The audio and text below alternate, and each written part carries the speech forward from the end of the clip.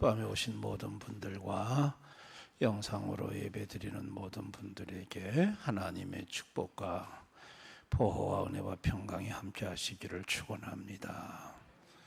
1597년 9월 16일 날 그 전라도 울돌목이라는 곳, 그거를 이제 명량이라고도 부릅니다. 거기서 이순신 장군이 13척의 배로 왜군 133척과 전투를 벌여서 대성을 거뒀습니다. 이거는 뭐 세계해전 역사에 아주 길이 남는 전과입니다.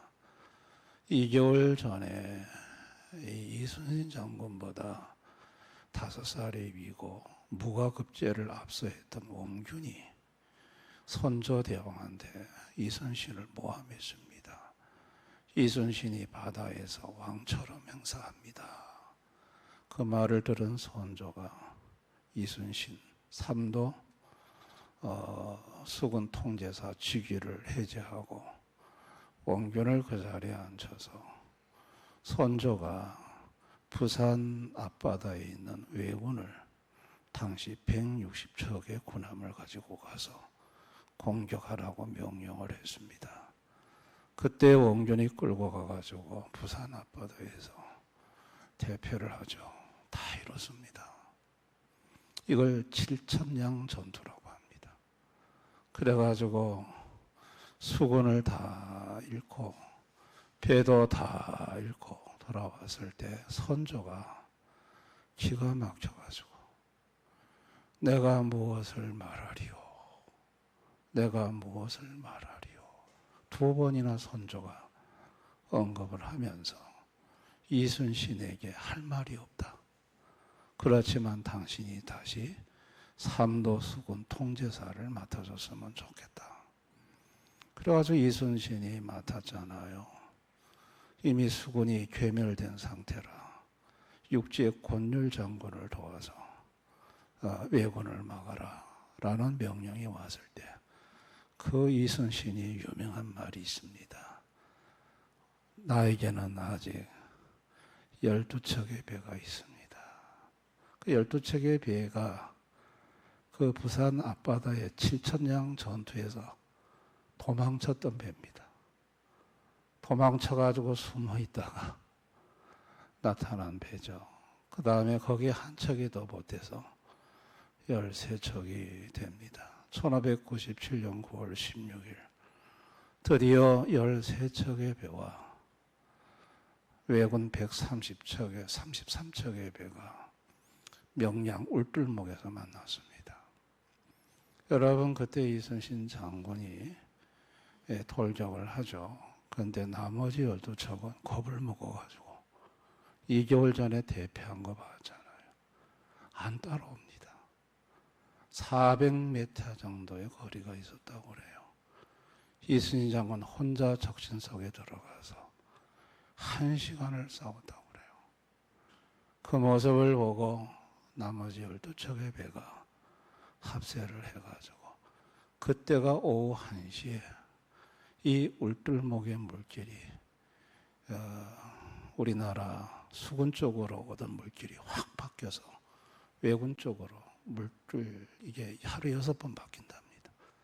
그렇게 바뀌면서 왜군들이 판옥선에 달라붙어 기어올라다가 떨어졌고 13척의 배가 적신 속에 들어가 때려 부수기 시작해서 참 세계 역사에 어마어마한 전과를 거둔 것이 바로 이 명량 대첩입니다. 여러분, 오늘 본문에 보면은 여호와의 사자가 이제 미디안과의 전투에서 대패하고 이스라엘 백성들이 산톡을 웅덩이 다 숨었거든요. 7년간 미디안 족속들이 와서 얼마나 괴롭히는지 아예 파종 때 낙타에다가 짐을 싣고 들어와가지고 싸그리 다 뺏어 먹었어요. 너무 굶주림이 심한 상태에 이스라엘 백성들이 하나님 앞에 살려달라고 기도하죠. 그때 기드온에게 여호와의 사자가 찾아와서 큰 용사요라고 말을 합니다. 기드온이 포도즙 틀에서 밀을 타작하고 이게 미디안이 볼까 싶어서 벌벌 떨고 두려워하는데 하나님의 사자가 와서 큰 용사요라고 한 거예요. 아니 무슨 기드온이 큰 용사입니까? 이순신 장군처럼 죽으면 죽으리라 그런 각오도 없고 그 적을 보고도 두려움이 없이 달려나가는 이순신 장군 정도 돼야 큰 용사지. 그냥 포도즙 털에서 미디안 볼까 싶어 비밀리에 밀을 추수하는 이 기드온이 무슨 큰 용사입니까? 여러분 또 기드온은 전쟁에서 승리의 경험이 한 번도 없어요. 전투 경험이 없어요. 이순신 장군은 백전백승이었어요. 다 이겼어요. 근데 기드온은 뭐 전쟁에서 전쟁 경험도 없고 이겨본 적도 없고 그런데 그런 기드온 보고 큰 용사라고 하는 거예요. 이순신 장군이야 배가 13적 있고 수군이라도 좀 있지. 기드온은 아무것도 없어요. 군사도 없고 아무것도 없어요. 그런데 큰 용사라고 그래요. 여러분 기드온은 그 얘기를 듣고 기가 막혀가지고 우리 집은 므낫세 지파 중에서 가장 작은 집이고 나는 우리 집안 중에서 가장 작은 자입니다. 내가 어떻게 큰 용사가 될 수 있습니까? 그 말이에요. 그런데 그 여호와의 사자가 미디안과 전쟁을 해서 이스라엘을 구원하라고 하거든요. 여러분 이거는 기드온 입장에서는 엄청난 부담스러운 얘기예요. 그것도 하나님의 사자가 그 말을 하잖아요. 뭐가 있습니까? 갑자기 와서 큰 용사여라고 하고 전쟁해가지고 민족을 구원해내라. 여러분 이 얘기를 들은 기드온은 그야말로 큰 바위 덩어리가 자기를 짓누르는 듯한 그 부담감은 이루 말로 다 할 수가 없고 아니 내가 집안에서 나선다고 하면 아니 집안에서도 가장 작은 자 똘마이로 취급받는 자기를 집안에서부터 놀리고 저런 아이고 임마 말 같은 소리라 네가 무슨 민족을 구원해. 아니 자기가 나서서 뭔가 해본다 그러면 아니 므낫세 지파 중에서도 가장 작은 집안에서 뭐 나서가지고 한다고 사람들이 비웃고 조롱하지 않겠어요? 그런데 하나님은 하라는 거 할 수가 없죠. 여러분 인간이요 죄로 타락하며 하나님을 잊어버린 후에 전능한 하나님보다는 무능한 자기 자신만을 바라봐요. 인간은 감당할 수 없는 큰 문제를 만나면 전능한 하나님을 보는 게 아니고 무능한 못난 찌질이 아무것도 할 수 없는 자기 자신을 바라보고 절망하는 것이 이게 인간의 현주소예요. 여러분 기드온도 마찬가지죠. 절망할 수밖에 없죠. 자기 꼬라지 보니 별 볼 일 없는데 하나님이 큰 용사라고 하는데 그런데 희한한 거는요. 하나님께서 큰 용사라고 했을 때 여호와의 사자가 나타나서 이상하게 나는 내가 큰 용사는 아니지만 그러나 말씀하신 분이 큰 용사라고 했으니 내가 큰 용사가 될 수 있겠구나. 그런 믿음을 갖게 돼요. 여러분 기드온을 찾아와가지고 큰 용사라고 말한 분이 누굴까요? 성경에는 여호와의 사자라고 나오는데 기드온이 바위에다가 염소 새끼를 잡아가지고 국물하고 부었을 때 여호와의 사자가 끝을 가리킴에 불이 나서 그 제물을 태워 흠양하세요. 똑같은 사건이요. 마노아 때 일었었어요. 삼손을 준다고 할 때 삼손의 아버지 마니아가 염소 새끼 잡아가지고 재물을 바위에 얹어놓고 지팡이 가리킴에 그게 바위에 불이 나와서 그걸 태웠거든요. 그때 마노아가 그 여호와의 사자한테 물었어요. 이름이 뭐냐고. 그때 그 여호와의 사자가 이름을 말하는데 나는 기묘자라고 그랬어요. 이사야 9장 6절에 한 아기가 우리에게 태어나는데 그 이름은 기묘자요. 누굽니까? 예수 그리스도를 가리킵니다. 결국은 오늘 기도원 앞에 나타난 그 여호와의 사자는 삼손의 아버지 마노아에게 나타난 동일한 분이었고 그 이름을 기묘자라고 밝혔다면 그분은 예수 그리스도라는 걸 알 수 있는 거예요. 아멘. 여러분, 예수님이 어떤 분이실까요? 하나님은 어떤 분이실까요? 가장 약한 자를 가장 큰 용사로 바꾸실 수 있는 전능하신 하나님이에요. 그분이 큰 용사라고 말을 하면 큰 용사가 되는 거예요. 왜냐하면 그 말씀을 하시는 하나님은 전능자이기 때문에 그래요. 그분의 말씀대로 되기 때문에 그래요. 전능자께서 큰 용사라고 하면 큰 용사가 되는 거예요. 아멘. 말씀대로 되는 거예요. 그리고 그분께서 기도원에게 뭐라고 하냐면 내가 너와 함께 하겠다고 말을 해요.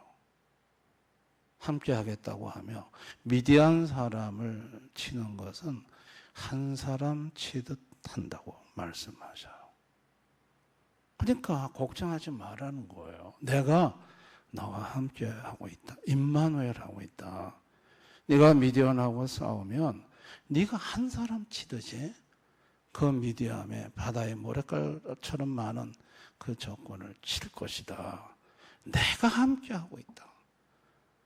나 하나님이 큰 용사라고 하면 큰 용사가 되는 거고 내가 너와 함께 하면 사람들 눈에는 하나님은 영이시니 안 보이지만 미디안이라는 인물밖에 안 보이지만 미디안이 한 사람 치듯이 그걸 다 친다. 그 말씀을 하시죠. 하나님은 어떤 분이시냐면 전능하시고 함께 하시는 임마누엘 하나님이십니다. 아멘. 오늘 본문 16절 우리 한번 다 같이 한번 읽어봅니다. 16절 다 같이 시작. 여호와께서 그에게 이르시되 내가 반드시 너와 함께하리. 내가 미디안 사람 치기를 한 사람을 치듯 하리라. 내가 반드시 너와 함께한다. 미디안 사람 치는 것이 한 사람 치는 것과 같다. 너는 한 사람만 치면 돼.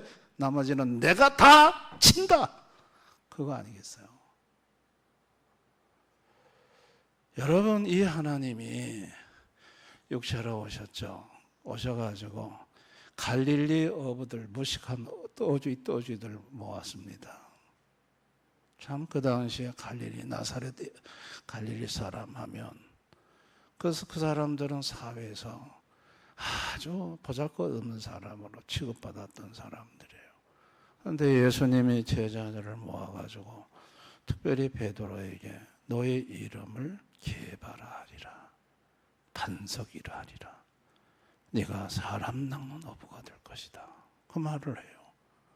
아니 내 같은 이 어주이 떠주이 갈릴리에서 배운 것도 없는 무식한 내가 뭘 그래 하겠냐고. 주님이 그렇게 하시겠대요. 내가 너를 반석으로 세운다. 네 반석 신앙 고백 이외에 내 교회를 세우겠다. 아니 예수님 그렇게 말씀하셨어요. 여러분 예수님은 그렇게 만드셨죠. 예수님이 이 땅에 오셨을 때 예수님을 아주 우습게 보던 사람들이 동네 사람들이었어요. 예수님으로부터 능력이 나타남에도 불구하고 저 형제들이, 저 어머니가 우리와 함께 있지 않느냐, 저 권세와 능력이 어디서 온 거냐, 이해할 수가 없다. 예수님의 겉모습을 보고 우습게 여겼죠. 근데 예수님은 그 보잘것없는 그들이 무시하는 연약한 사람들을 데리고 다니시면서 모든 민족을 보게 했습니다. 참 놀라운 일이죠. 갈릴리 그 바닷가에서 그 초라한 사람들을 모아가지고 3년 동안 데리고 다니면서 너희는 모든 민족에 가서 성부와 성자와 성령의 이름으로 세례를 주고 내가 너에게 분부한 것을 가르쳐 지키게 하라. 보라, 세상 끝날 것이 내가 너와 항상 함께 있겠다. 임마누엘 하겠다. 그 말씀을 하세요. 나는 하늘과 땅의 모든 권세를 갖고 있다고 말씀해요.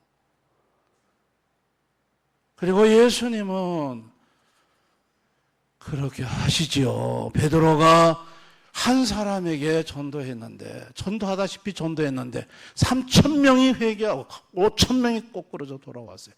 누가 하시는 일이에요? 베드로가 하는 일 아니요. 베드로와 함께 하시는 예수님이 하신 일이에요.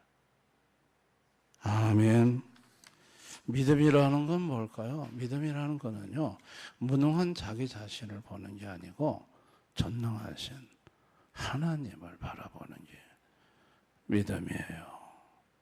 믿음이라는 것은 내가 해결할 수 없는 문제를 전능하신 그분이 함께 하셔서, 그분이 나와 함께 하심으로, 그분이 하시면 내가 한 사람 해결하는 것처럼 하면 내가 해결할 수 없는, 그 감당할 수 없는 문제를 그분은 풀어내신다는 것을 믿는 것이 믿음이에요. 아멘. 하나님 아버지는요, 죄로 타락해가지고 만날 무능한 자기 자신만을 보고 조금 어려운 문제만 만나면 가장 절망하고 불안해하고 두려워하고 어쩔 바를 모르는 이 나약한 인생들, 아들 예수를 보내서 예수님이 함께 하심으로 너는 큰 용사고 너는 반석이고 내가 너와 함께 함으로 너는 어떤 문제든, 네가 당한 어떤 문제든 나는 해결해 줄 수 있으니 겁먹지 말고 두려워하지 말고 담대하게 살라고, 그거를 아들 예수를 통해서 가르쳐 주신 분이 하나님 아버지세요. 믿으시기를 바랍니다. 여러분, 기도원이 큰 용사라는 말을 듣고 함께 하신다는 말을 믿고, 그리고 믿음으로 나가서 나팔을 보니까 사람들이 막 보여요. 나팔을 불었는데 사람들이 32,000인가를 모였어요. 어마어마한 사람, 나팔을 부는데 모이는 거예요. 하나님이 모이게 하시는 거예요. 그리고 기드온은 미디안과의 전쟁에서 승리를 하죠. 항아리 300개에다가 횃불 담아가지고 소리 질러서 자정질환이 일어나서 그 전쟁에서 기드온은 승리하고, 그리고 기드온 인생의 전쟁 다시 없었어요. 한 번 승리가 영원한 승리였어요. 그리고 기드온이 므낫세 지파에서 가장 작은 집이었고, 또 집에서 가장 작은 자였지만 하나님이 그를 이스라엘에서 가장 존귀한 자로 만들어 주셨어요. 믿음의 명문가가 되게 해주셨습니다. 여러분, 하나님이 말씀하시면 믿고 하나님이 함께 하시는 임마누엘을 믿고 나가면 기도원과 같은 역사가 일어날 줄을 믿습니다. 오늘을 사는 하나님 모르는 인생들이 만나는 문제가 얼마나 많은지 모릅니다. 가정 문제가 있습니다. 이 명절날 어떤 가정은 기쁘지만 어떤 가정은 가슴에 무거운 돌덩어리가 들어서는 그런 가정도 있어요. 만나가지고 이런 얘기 저런 얘기 듣다 보면 참 우리 힘으로 어떻게 해결할 수 없는 문제들이 자녀들의 가정에 또 우리 집안에 그런 걸 서로 나누고 서로 걱정하고 염려하지만 마음속은 너무나도 무거운 거예요. 힘든 거예요. 해결할 방법이 없는 거예요. 여러분, 세상에 하나님 모르는 인생들은 자기 힘으로 해결할 수 없는 문제 앞에서 그저 절망하고 어찌할 줄을 모르고 마음이 불안하고 두렵고 근심 걱정에 짓눌려서 사는 거예요. 그런데 여러분, 성도는 그렇지 않습니다. 성도는 주님이, 예수님이 오셔서 큰 용사요 이렇게 말씀해 줍니다. 내가 볼 때는 나는 무능한데, 나는 아무것도 해결할 수 있는 능력이 없는데 그 크신 전능한 분께서 오셔서 너는 큰 용사야. 그리고 내가 너와 함께 하고 있다. 내가 너와 함께 하고 있으니 너는 그 문제를 크게 보지 말아라. 한 사람을 해결하듯, 한 사람의 문제를 해결하듯 그 문제를 가볍게 봐라. 한 사람 치듯 그 문제는 다 해결된다. 내가 너와 함께해서 그 문제를 풀어낸다. 여러분, 그렇게 옆에서 말씀해 주시는 분이 누굽니까? 예수 그리스도입니다. 아멘. 성도님들이 그 주님을 의지하고 나가면 기도원처럼 나팔만 불었는데도 이상하게 사람들이 모이고 이길 수 없는 전쟁에서 풀 수 없는 문제가 풀어지고 해결되어지고 그 문제 앞에서 절망하고 좌절하고 신음하던 내가 그 문제를 해결하고 난 이후에는 오히려 더 집안에서 존중받고 높아지는 그런 은혜가 우리 성도들에게도 동일하게 일어납니다. 왜냐하면 그 예수님은 어제나 오늘이나 동일하게 살아서 역사하시는 하나님이기 때문에 그래요. 믿습니까? 여러분들은 어떤 문제에 지금 신음하고 있습니까? 어떤 문제가 여러분들을 짓누르고 있습니까? 무엇이 여러분의 가슴에 답답하게 하고 여러분을 무겁게 합니까? 그게 건강 문제입니까? 자식 문제입니까? 경제 문제입니까? 무슨 문제가 여러분을 힘들게 합니까? 마치 기드온이 자기 힘으로 해결할 수 없는 그 미디안과 아말렉과 동방의 요단강 동쪽에 있는 연합군을 대하듯이 그 앞에 기가 질리듯이 여러분을 기가 질리게 만드는 그 문제가 뭡니까? 여러분, 그런 문제가 있는 성도님들은 오늘 밤에 기도원의 하나님을 만날 수 있기를 바랍니다. 그 예수님이 큰 용사라고 부릅니다, 우리를. 내가 반드시 너와 함께한다. 그 문제를 내가 해결해 나간다. 내가 푼다. 믿으시기를 바랍니다.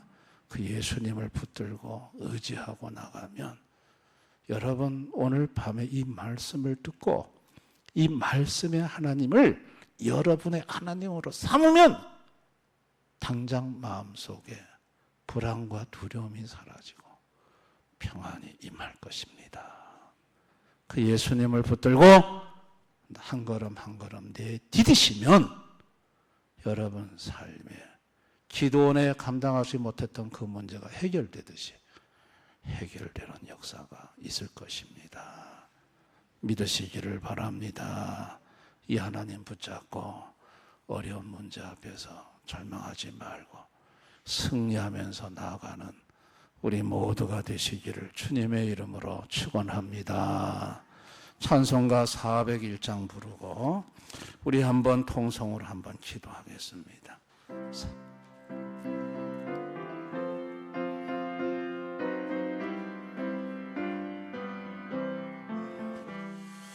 주의 곁에 있을 때 마음이 든든하오니 주여 내가 살 동안 인도하여 주소서. 주여 주여 나를 인도하소서. 바른 세상 살 동안 주여 인도하소서. 피난처인 예수여 세상 물결 험할 때 크신 은혜 베푸사 나를 숨겨주소서.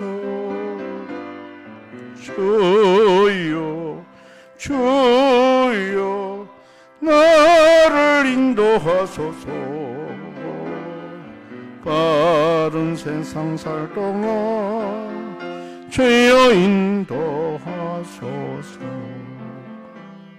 세상 풍파진 않은 영화로운 나라와 눈물 없는 곳으로 돌아가게 하소서. 주여 주여 나를 인도하소서. 바른 세상 살 동안 주여 인도하소서. 아멘. 오늘 밤에 기도원이 맞닥뜨렸던 그 감당할 수 없는 문제와 무거운 짐 앞에서 신음하는 교우들이 있다면 그것을 큰 용사라고 부르시고 내가 반드시 너와 함께하여 한 사람 치듯이 미디안을 치겠다고 하신 그 예수님이 여러분과 함께 계시면 어떤 문제든 다 풀어낼 수가 있습니다. 그 예수님을 바라보십시다. 임마누엘 하시는 예수님, 전능하신 예수님 앞에 나의 가슴에 답답하고 무거운 짐, 걱정, 염려 다 맡기십시다. 기도로 아뢰십시다. 가정의 문제도 맡기고 자녀의 문제도 맡기고 건강의 문제도 맡기고 경제 문제도 맡기고 우리 대형교회도 맡기십시다. 우리 선교를 위해 기도하십시다. 김천을 위해 기도하고 또 우리 하나님께서 이 나라를 붙잡아 주시고 차별금지법이 통과되지 못하도록 다 무산으로 돌아가게 하시고 이 나라를 믿음으로 지켜달라고 기도하십시다. 몸이 아픈 성도들을 위해서 기도하십시다. 우리 한번 이 시간 다 같이 통성으로 간절히 기도하겠습니다.